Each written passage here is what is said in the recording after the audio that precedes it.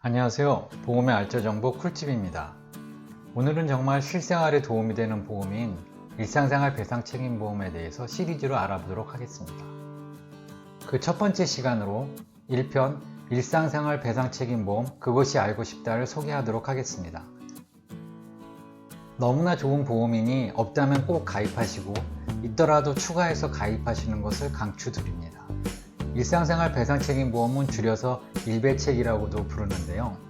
상품 자체가 단독으로 구성된 상품은 없고 화재보험이나 운전자 보험을 가입하면서 특약 형태로만 가입할 수 있습니다. 아마도 보험사에서는 그리 남는 상품이 아니라서 단독 상품은 없는 것 같습니다.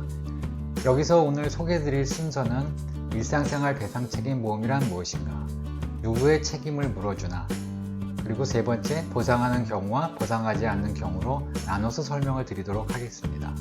특히 3번의 보상하는 경우는 퀴즈 형태로 한번 재밌게 풀어보도록 하겠습니다. 일배책은 한마디로 말하면 일상생활 중에 남에게 피해를 입혀서 물어주는 경우를 보상하는 보험입니다. 사실 배상 책임이 뭔가 남에게 피해를 줘서 물어주는 보험이잖아요.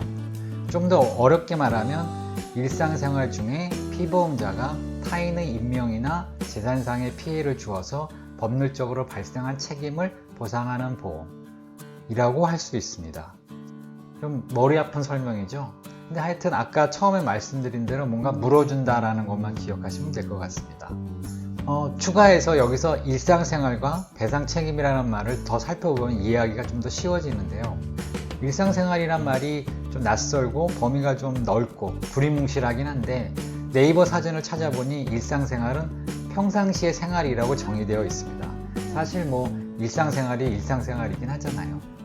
그러면 일상생활을 이해하기 위해서 반대로 일상생활이 아닌 게 뭐가 있나, 그럼 뭘 안 물어주나 하고 살펴보면 대표적인 것이 업무상 활동입니다. 즉, 그 일을 직업으로 하는 활동은 일상생활이 아닌 거죠. 배달하거나 자동차 수리 등등 이런 일을 직업으로 하면서 발생하는 책임은 여기서 보상 대상이 아닙니다. 그 다음 배상책임보험이란 말은 상식적으로 다들 알고 계실 텐데요. 즉 쉽게 말해서 남에게 피해를 주고 나에게 책임이 있는 경우를 말하는데, 이때 이 책임은 법률적으로 책임이 있는 경우를 말합니다. 일배책에서 누수나 반려견 어떤 행인을 물거나 하면 보상을 해주잖아요.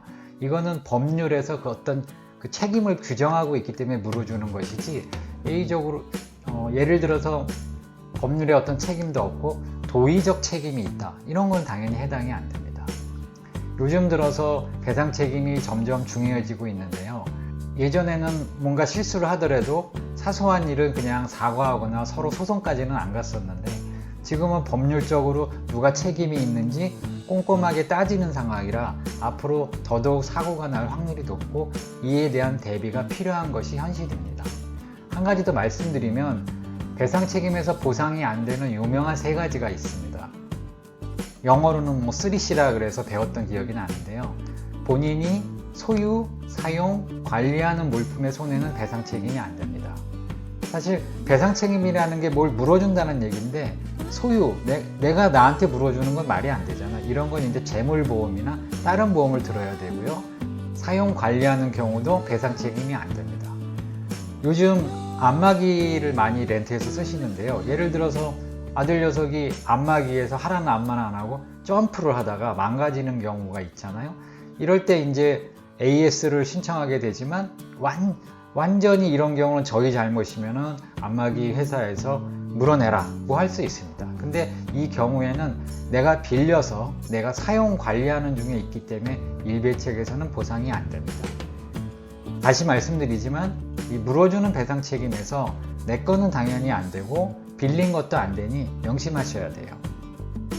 두 번째로 누구의 책임을 물어주는지 한번 살펴보겠습니다.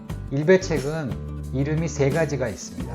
보험사별로 약관에 따라 이 내용이 좀 다르니 제가 말씀드린 거는 제가 아는 범위고 실제 보상 여부는 그 약관을 한번 보셔야 됩니다. 먼저 자녀 일상생활 책임보험은 피보험자의 자녀의 책임만을 보상합니다. 그리고 일상생활 배상책임보험은 피보험자 부부와 13세 미만의 자녀, 조금 범위가 더 넓어졌죠. 그리고 세 번째로 가족 일상생활 책임보험은 더 범위가 넓은데 본인, 배우자 생계를 같이 하고 주민등록상의 동거 중인 친족에 대해서도 보상을 합니다. 제일 범위가 넓고 중요한 가족 일상생활 배상 책임보험만 따로 다시 설명을 드리면 주민등록상의 동거 중인 친족은 친족이란 말 좀 어렵죠. 친척이라고 보시면 되는데요. 8촌 이내의 혈족과 4촌 이내의 인척을 말하고 여기서 혈족은 혈연관계, 인척은 혼인관계로 보시면 됩니다. 제가 그냥 참고로 말씀드렸고 웬만한 친척은 다 포함된다고 보시면 됩니다. 그리고 한 가지 더 말씀드릴 게 있는데요. 별거 중인 미성년자도 피보험자에 들어가니 요즘 참고하셔야 될 거예요. 예를 들어서 자녀분이 공부를 잘해서 어떤 기숙학원, 민족사관고나 하나고 이런 데 들어가서 따로따로 사는 경우가 있잖아요. 그런 경우에는 보상이 됩니다. 이 고등학생들이나 이런 고등학생들이 뭔가 남한테 피해를 주는 경우에 보상이 되고요. 근데 만약에 이 친구가 커가지고 나중에 직장을 가지게 되면 그러면 생계를 같이 하는 경우가 아니니까 그때는 요거는 보상이 안 됩니다. 이때는 따로 드셔야 돼요.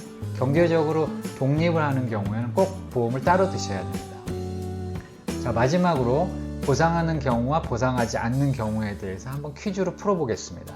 사실 보니까 이 보상하는 거에 대해서는 인터넷에 자료가 굉장히 많더라고요. 그래서 저는 복습하는 차원에서 퀴즈로 한 9개 정도를 문제를 만들어 봤습니다. 한번 여러분들도 보상이 되는지 안 되는지 한번 맞춰보시기 바랍니다. 자, 그러면 퀴즈 1번입니다. 아파트 주차장에 가보니까 누가 내 차를 막고 이중 주차를 했습니다. 그럼 당연히 그 차를 밀어야 되잖아요. 힘껏 밀었더니 경사 져가지고 제가 밀은 차가 꽝꽝 파손이 됐습니다.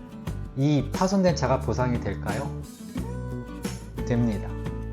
차량 손해지만 원래 자동차 차량에 대한 건 안 하지만 이거는 내가 차량을 운전하다 생긴 게 아니라 그냥 밀어서 생긴 거기 때문에 자동차의 보험의 영역이 아니고 일배책의 영역입니다. 그래서 일배책에서 보상이 됩니다.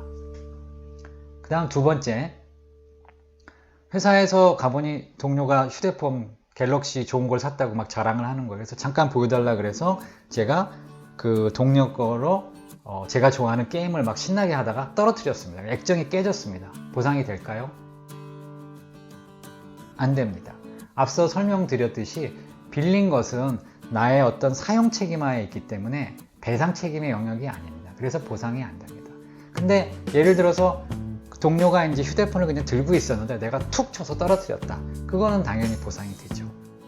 그 다음 세 번째, 저녁에 집에 와서 강아지 산책을 시키는데 우리 강아지가 다른 강아지를 물었습니다. 그래서 그 강아지가 엄청 다쳐가지고 동물병원에 응급실에 갔습니다. 당연히 치료비가 나왔겠죠. 이 치료비가 보상이 될까요? 됩니다. 이런 경우에 이제 딱 배상 책임의 영역이 딱 되는 거죠. 네 번째, 전동 킥보드 뭐 재밌어 보이잖아요. 요즘 뭐 강남에도 있고 많은데 내가 하여튼 전동 킥보드를 타고 가다가 공원에서 행인을 쳤다. 보상이 될까요? 안 됩니다. 전동 킥보드는 자동차에 속합니다. 이게 정기적인 어떤 원동기 장치가 있는 건 자동차에 속하기 때문에 이거는 보상이 안 됩니다. 그렇지만 우리 초등학생들이 발로 밀면서 타고 다니는 조그만 킥보드들은 그건 걔네들이 뭐 화분을 깼다든지 그러면 이제 보상이 됩니다. 다섯 번째, 여러분들 공유자전거 따릉이 다 아시죠? 굉장히 편리하고 어디든지 있어서 저도 자주 이용하곤 하는데요. 이 따릉이를 타고 가다가 따릉이로 차를 받았는 경우를 한번 생각해 보죠. 그러면 이때 차에 대한 보상이 있을 수가 있고 또 운이 나빠가지고 내 따릉이 자체도 망가져가지고 그거에 대한 보상이 있을 텐데 당연히 내가 차를 친 경우 거기에 대한 보상은 됩니다. 그러면 과연 이 따릉이도 보상이 될까요? 이거는 안 됩니다. 앞서서 말씀드렸듯이 따릉이는 내가 빌린 것이고 나의 사용 책임하에 있기 때문에 빌린 거에 해당되는 것이어서 보상이 안 됩니다. 여섯 번째, 또 공부 잘하는 아들 녀석이 하나고에 들어갔습니다. 뭐 자랑스럽죠. 근데 이 녀석이 그 앞에 있는 떡볶이 집에서 뭘 먹다가 그릇을 와장창 깼습니다. 이런 경우 이 그릇값을 물어줘야 될까요? 보상이 될까요? 당연히 됩니다. 별거 중인 미혼 자녀에 해당되기 때문에 우리 집에 같이 살지는 않지만 별거 중인 자녀가 어떤 배상 책임이 생기는 경우에는 보상이 됩니다. 7번째, 우리 집 화장실에 물이 새서 아랫집에 누수가 생겼습니다. 아랫집에 뭔가 수리를 하고 수리 비용이 발생하는데 보상이 될까요? 뭐 너무 유명한 얘기라서 따로 다루겠지만 당연히 보상됩니다. 요즘 거의 사고의 1번 중에 하나인 게 이거고, 이거는 2편에서 좀 더 자세하게 다루도록 하겠습니다.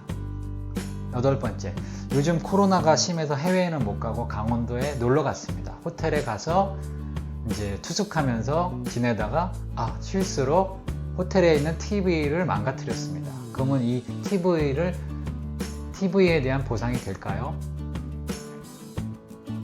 모호한 부분이 호텔 방도 빌린 거라서 그런 면에서 보면 빌린 거는 보상이 안 되니까 안 될 것 같은데, 그런데 그런 경우가 비일비재하고 되는 것 같기도 하고 좀 아리까리 하시죠?